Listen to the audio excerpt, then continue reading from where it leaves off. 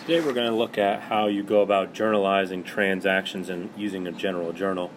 So let's take a look. We've got our fictional company Bat Butler here, and you can see one thing already on the right hand side. You've got two columns, debit and credit. Well, we've already looked at debit and credit already, and really all that is a big T account.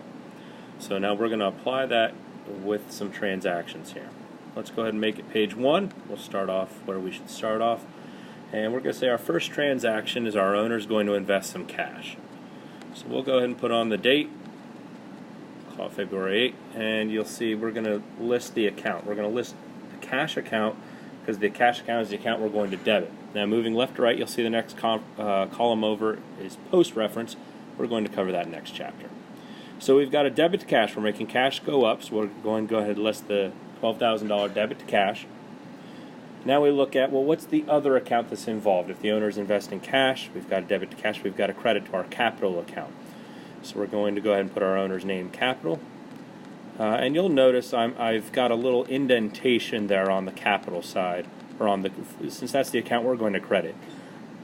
It's just a way to note the account that you're crediting with the indentation. It also helps the eyes track it left or right a little bit better too.